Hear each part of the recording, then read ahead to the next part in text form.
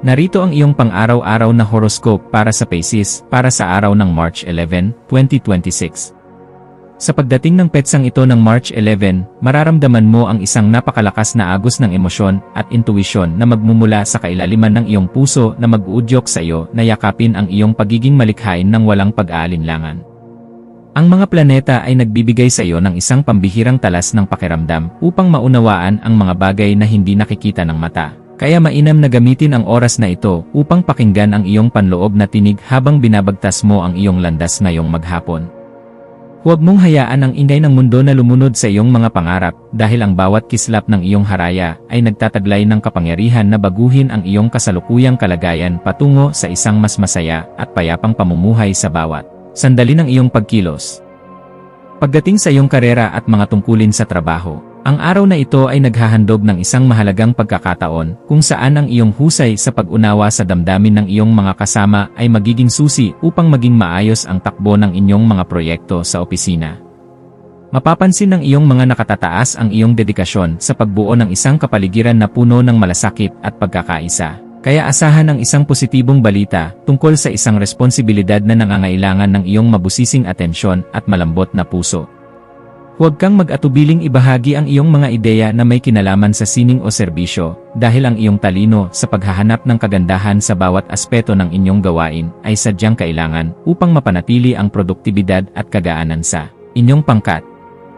Sa usaping pananalapi, ang petsang ito ay humihingi ng isang matalinong pagsusuri sa iyong mga nagawang budget upang masiguro na ang bawat bahagi ng iyong kita ay nailalagak sa mga bagay na magbibigay sa iyo ng tunay na emosyonal na seguridad at hindi lamang sa mga panandaliang luho. Maaaring may lumitaw na oportunidad para sa isang investment na may kinalaman sa sining, musika, o mga proyektong naglalayong tumulong sa mga nangangailangan. Ngunit kailangan mong maging mabusisi sa bawat detalye bago mo ibigay ang iyong pagsang-ayon at puhunan. Ang pagiging masinop sa iyong mga gastusin at ang paglalaan ng sapat na halaga para sa iyong mga pangarap na nangangailangan ng matatag na pundasyon ay magbibigay sa iyo ng ganap na kagaanan sa loob ng iyong puso at katiyakan sa iyong kinabukasan sa bawat oras. Ang aspeto ng pag-ibig at pakikipag-ugnayan para sa Pisces ay nasa isang yugto ng napakalalim na romansa at espiritual na koneksyon kung saan ang iyong puso ay naghahangad ng isang relasyon na puno ng kislap ng respeto at sapat na pagkilala sa iyong mga nararamdaman. Ang pagpapakita ng iyong pagmamahal sa pamamagitan ng pakikinig ng bukas ang isip o ang pakikipag-usap ng mahinahon tungkol sa inyong mga layunin sa buhay ay lalong magpapatatag sa inyong ugnayan sa bawat sandali ng inyong pagsasama ngayong araw na ito. Para sa mga naghahanap pa ng makakasama, ang iyong misteryoso at kagalang-galang na aura ay magsisilbing magnet para sa mga taong naghahangad ng isang partner na may matibay na paninindigan at marunong magpahalaga sa tunay na ganda ng isang matatag na pagsasama. Ang iyong kalusugan ay dapat maging isa sa iyong mga pangunahing prioridad sa pamamagitan ng pagbibigay ng sapat na atensyon sa iyong mga paa at sa iyong pangkalahatang emosyonal na kalagayan na maaaring makaramdam ng pagod dahil sa iyong matinding pagiging sensitibo sa paligid. Ang iyong katawan ay humihiling ng sapat na pahinga at pagkain ng mga sariwang sangkap upang mapangalagaan ang iyong ningning habang tinatapos mo ang iyong mga mabusising obligasyon ng may sapat na katuwiran at lakas sa bawat hakbang na iyong gagawin. Ang pagsasagawa ng mga ehersisyong nagpapakalma sa isip gaya ng meditation o ang simpleng pakikinig sa tunog ng tubig ay makakatulong upang mailabas ang mga negatibong vibes at mapalitan ito ng sariwang inspirasyon na magpapatatag sa iyong buong sistema. Sa iyong pakikipagkapwa-tao, ang iyong papel bilang isang matalinong tagapayo at mapagkakatiwalaang kaibigan ay magiging sentro ng atensyon, lalo na sa mga taong nangangailangan ng iyong mabusising pananaw upang maresolba ang kanilang sariling mga kalituhan sa buhay at damdamin.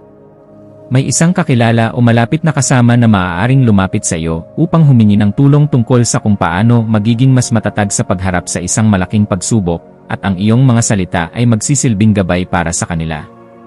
Maging mapagmasid sa bawat pakikipag-usap dahil ang bawat impormasyon na iyong ibabahagi ay nagtataglay ng kapangyarihan na makapagpabago ng pananaw ng iba nang may sapat na paggalang sa kanilang sariling kakayahan at kalayaan sa bawat kilos na iyong gagawin. Ang iyong malikhaing isipan ay magkakaroon ng pambihirang kislap sa hapon, lalo na sa mga gawaing may kinalaman sa sining, musika, o anumang paraan ng pagpapahayag na nagpapakita ng iyong pagiging mabusisi sa bawat aspeto ng iyong mga natatanging talento sa mundong ito.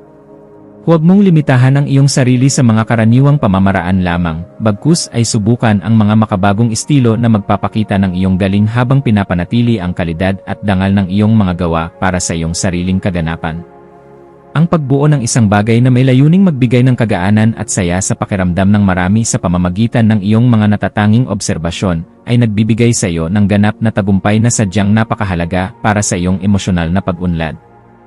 Para sa pamilya, asahan ang isang kaganapan sa loob ng tahanan na mangangailangan ng iyong pagiging mahinahon upang maging maayos ang takbo ng inyong samahan sa kabila ng mga posibleng maliliit na usapin tungkol sa inyong mga plano o personal na espasyo.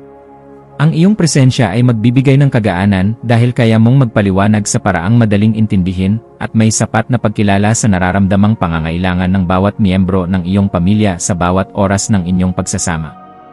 Maging mapagpatawad sa mga pagkukulang ng iyong mga mahal sa buhay at maging isang gabay na laging handang tumulong sa pag-aayos ng anumang aberya, dahil ang matatag na pundasyon sa loob ng bahay ang tunay mong sandigan sa bawat hamon na darating.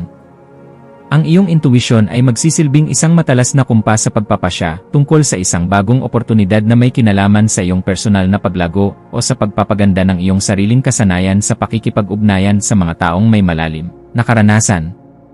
Kung may nararamdamang udyok na ayusin ang iyong mga dokumento o bumili ng mga kagamitan na magdadala ng higit na kapayapaan sa iyong paligid, gawin ito ngayon dahil ang daloy ng enerhiya ay pabor sa mga gawaing nagdadala ng bagong simula.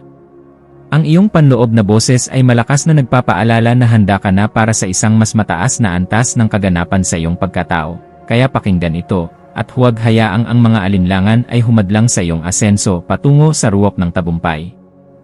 Sa aspeto ng edukasyon at pagkuha ng karunungan, ang iyong isipan ay magiging kasing talas ng isang kidlat na handang unawain ang bawat komplikadong impormasyon upang mahanap ang pinakaugat ng katotohanan sa iyong mga pinag-aralan ngayong araw. Gamitin ang panahong ito upang magbasa ng mga materyales na magpapalawak ng iyong pangunawa sa mga usaping may kinalaman sa sining, pilosopiya, o sa mga paraan ng wastong pamumuhay dahil ang mga ito ay sadyang makakatulong sa pagpapabuti ng iyong disposisyon.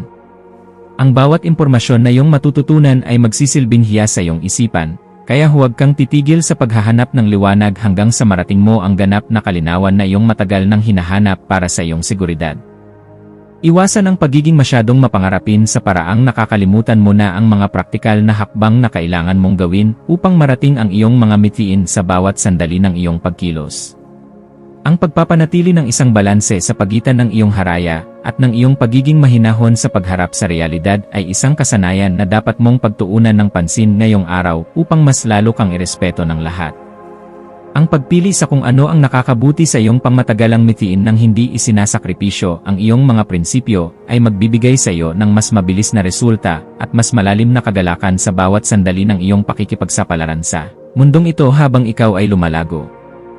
Ang iyong espiritual na aspeto ay nangangailangan din ng pagkalinga sa pamamagitan ng paghahanap ng sandali ng katahimikan sa gitna ng iyong abalang schedule upang muling makakonekta sa iyong panloob na lakas na nagbibigay ng direksyon sa iyong buhay. Ang pagninilay-nilay tungkol sa iyong mga tunay na hangarin para sa isang makabuluhang pamumuhay ay magbibigay sa iyo ng sagot kung bakit kailangan mong maging matatag at kung paano mo magagamit ang iyong talino para sa kabutihan.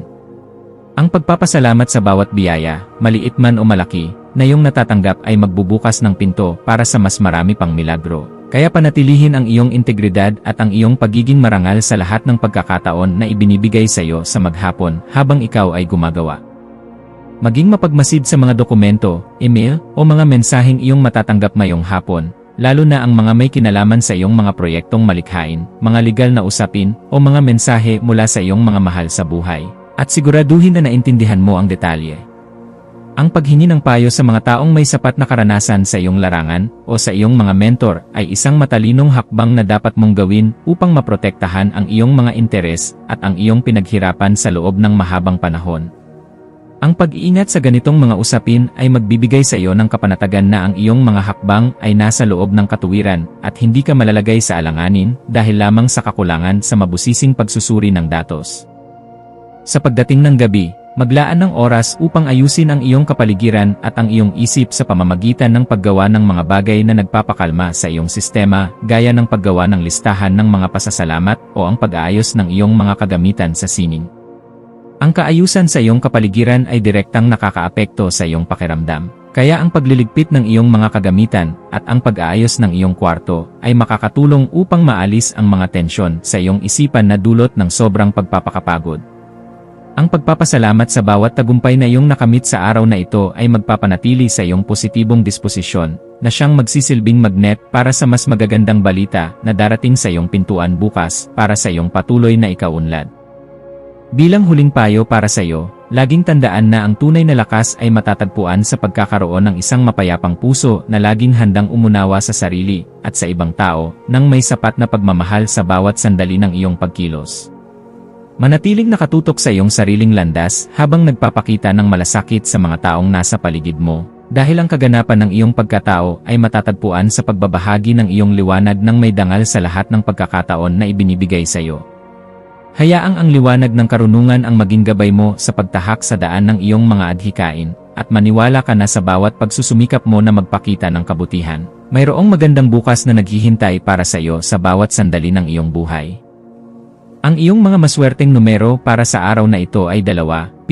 at 19. Ang iyong maswerteng kulay ay seafoam green o lavender na sumisimbolo sa katahimikan at imahinasyon. At ang maswerteng gawain para sa araw na ito ay ang paggawa ng isang sining, ang mabusising pagrepaso sa iyong mga pangarap sa isang diary, o ang pakikipag-usap sa isang malapit na kaibigan upang muling mahanap ang iyong kagalakan at sigla sa buhay.